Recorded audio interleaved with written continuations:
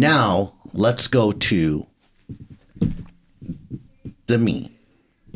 Did the talk therapy, plant medicine, EMDR, neurofeedback, wakes up in the morning, has a routine, all the basic and simple stuff, the easy stuff that if you just do it and show up, that's enough, right? I do all of those things. Now let's go into real calibration. Mm-hmm. Now I have a baseline and I got to get advanced and I got to start actually starting to move these things as quickly as possible. So let's start with my favorite, journaling. You know how much I love journaling. I will do anything. I would run 500 miles if I could avoid journaling. I hate it. How many people are shaking their heads? Yes. I understand. I hate it. So it's fine. And I do it. I still do it. And I even have like ways like I half-ass do it sometimes when I can't do it in full. Mm-hmm. But so let's start with journaling. Why is it so important? Okay. If you understand that thought constructs are energy itself, like every thought is an energetic expression. It's a vibration. And you have so many different variations that you can have if you put, how should I say this? If I put all of my thoughts into this cup right here, mm-hmm. and I just shake the cup, and then once in a while I look inside and I see somewhat of a clear picture, but I'm also confused by all the other stuff going on inside of it. I'm not really going to work any solution out simply by looking at it or thinking about it. So you spill it out on the table and take a look at it. So journaling is dumping this whole thing out, letting it sit, letting it settle, because it's going to be all crazy when I put it out on the table. And then all of a sudden I can see that particular area of my thought process without the distraction of everything else. And then suddenly I have a conclusion or an understanding about why it's there. And then maybe I look to the right and I see another picture and how those two connect.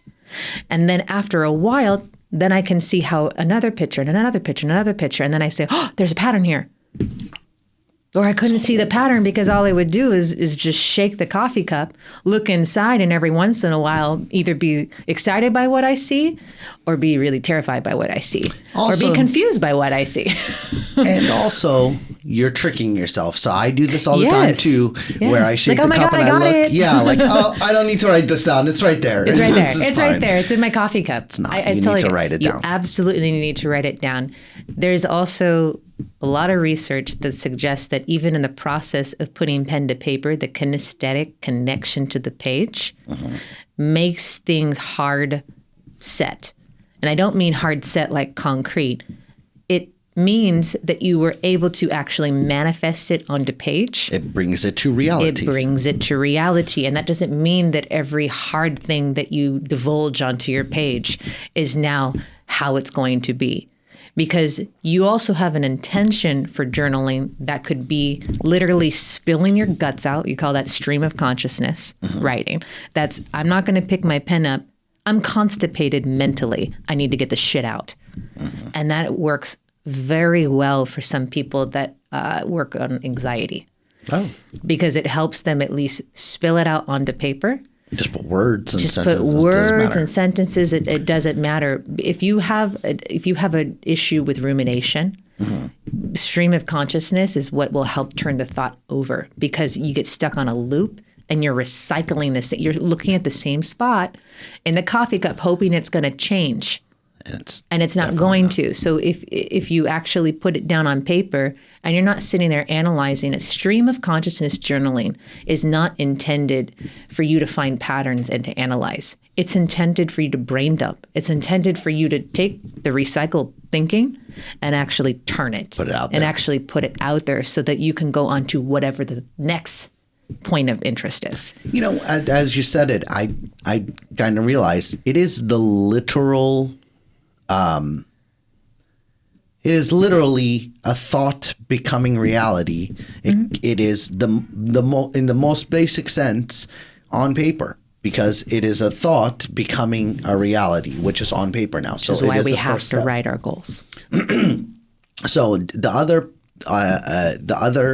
part of journaling that I Yeah, because that's one part of journaling. Right. And I want to preface this to say that people think journaling is the same practice. No. Journaling is a medium. Yeah. It's just a method. It's a vehicle where you can intentionally employ that vehicle for a purpose. Journaling is just the act of writing a thought onto paper, but it could be your goals. It could be your affirmations. It could be a reminder. It could be a stream of consciousness. It could be working out a problem. Like there's 100 different employments for journaling. So if you sit there and go, journaling is ridiculous, and I did this one assignment that one time and I hated it, or that season of journaling is over for me because I'm not getting the same thing I used to get, fantastic. What else could it be? Try something else. Try something else because your journaling practice has changed. So one of the things that I grapple with all the time is like that, the idea that nothing's happening, I'm not progressing. Wherever I am, it doesn't matter how much I've progressed. I'm like, this is not high enough for me. And so I'll tell you where the journaling really came in handy is I would look back I'd pull out a journal from like 10 years ago and I'll read it. I'll be like, man, I was struggling with self-confidence in this area here at that time. It's pretty crazy the amount of movement I had. So then in that area, I guess I have had progress. Look, I used to be so detached from the idea that I could be good at this, right? And I was like praying to feel good at this. And then now today I'm here. So it's like, oh, that is progress.